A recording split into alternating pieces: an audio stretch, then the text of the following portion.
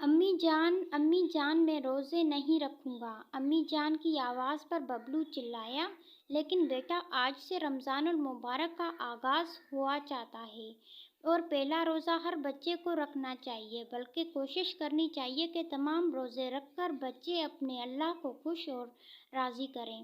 امی جان نے ببلو کو نصیحت کرتے ہوئے کہا، امی جان آج کل سخت گرمی کا موسم ہے، بچے تو کیا بڑے لوگ بھی روزے رکھنے سے ہچکچاتے ہیں، میں تو صرف ابھی 10 سال کا ہوا ہوں۔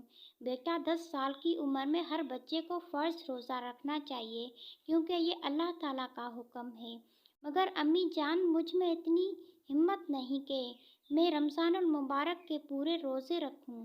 امی جان نے ببلو کی اس بات پر ناراضگی کا اظہار کرتے ہوئے کہا کہ دیکھو بیٹا، جو بچے یا جو لوگ روزے رکھنے کی نیت کر لیتے ہیں، اللہ تعالیٰ خود ہی انہیں اتنی قوت عطا کر دیتے ہیں۔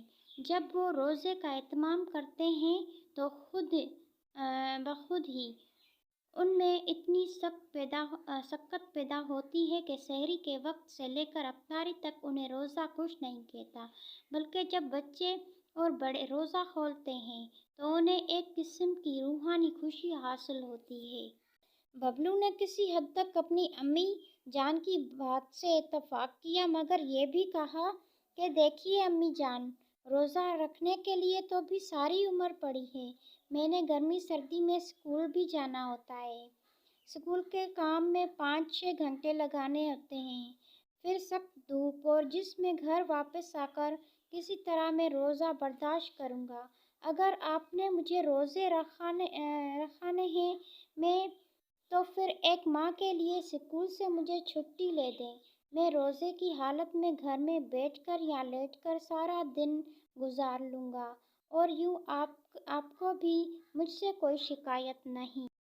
امی جان ببلو کی یہ بات سن کر قدرے غصے میں آ گئی اور انہوں نے ببلو کی بات کاٹتے ہوئے اسے کہا، دیکھو ببلو میاں، تم اکیلے ہی نہیں بلکہ دنیا بھر کے تمام مسلمان بچے اپنے اسکولوں میں تمہاری جیسی عمر کے مطابق جاتے ہیں۔ انہوں نے روزہ بھی رکھا ہوتا ہے اور تمام زندگی کے کام بھی کرتے ہیں۔ اسکول کے کام کے علاوہ سحری سے لے کر افطاری تک اللہ تعالیٰ کی عبادت کرتے ہیں، 5 وقت کی نماز ادا کرتے ہیں، تلاوت قرآن پاک کرتے ہیں، ساتھ گھریلو کام کاج میں بھی حصہ لیتے ہیں۔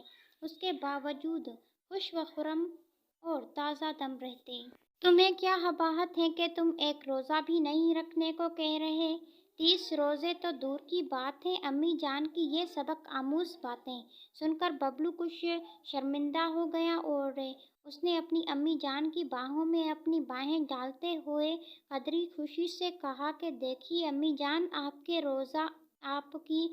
روزہ کے متعلق باتیں میری دل و دماغ میں شرائط کر گئی ہیں۔ میں ان باتوں سے بہت متاثر ہوا ہوں۔